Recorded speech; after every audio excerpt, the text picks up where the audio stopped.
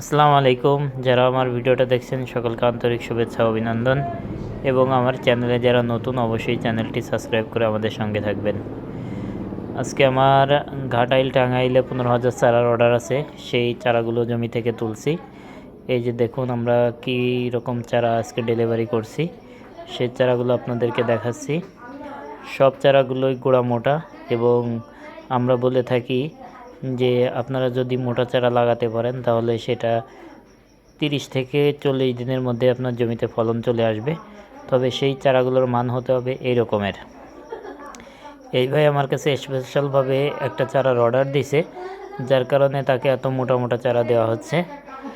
আপনারা এই চারাগুলোর রেট একটু বেশি, এটা আমরা 3 টাকা পিসে দিচ্ছি। আর আমরা যে 2 টাকা পিসে চারা দিই সে চারাগুলো এত মোটা হয় না, সে চারাগুলো তুলনামূলকভাবে এর থেকে কম, কিন্তু জাত এবং মান সবই এক আছে। কিন্তু এই ভাইয়ের জমিতে দ্রুত পানি চলে আসবে, এই জন্য আমরা মোটা এই রকমের মোটা চারা দিচ্ছি। এই চারাগুলোই আপনার দ্রুত ফলন চলে আসবে। তাই যারা লতি কচু চাষ করতে যাচ্ছেন এবং দ্রুত ফলন চান, তারা যদি এই চারাগুলো সংগ্রহ করতে চান তাহলে আমাদের সাথে যোগাযোগ করবেন। এই চারাগুলোই সর্বোচ্চ 35 দিন লাগবে আপনার জমিতে ফলন চলে আসতে। যদি আপনি দ্রুত ফলন পেতে চান এবং যদি দ্রুত মোটা চারা সংগ্রহ করতে চান তাহলে আমাদের সাথে যোগাযোগ করবেন। এই চারাগুলোর বৈশিষ্ট্য হচ্ছে চারাগুলো অনেক মোটা, এই চারাগুলো লাগানোর সাথে সাথে বেঁচে যাবে এবং সর্বোচ্চ 35 দিন লাগবে আপনার জমিতে ফলন আসতে।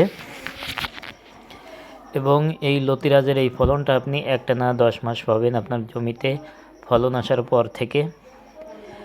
আর এটা ফলন হবে বিঘায় 8 থেকে 10 মণ প্রতি সপ্তাহে।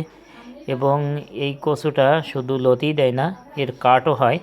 এর একটা কাঠ প্রায় 1 থেকে 1.5 হাত পর্যন্ত লম্বা হবে। আপনারা এই লতি শেষে এর কাঠগুলো বিক্রি করতে পারবেন।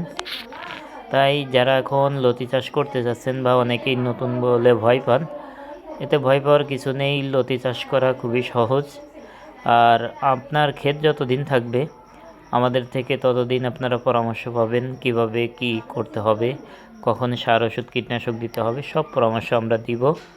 তাই যদি কেউ লতি কচু চাষ করতে চান বা কারো যদি পরিত্যক্ত জমি থাকে তাহলে এখনই লতি কচু চাষ করে দিলে আগামী ফাল্গুন মাসে আপনার জমি থেকে লতি উত্তোলন করতে পারবেন।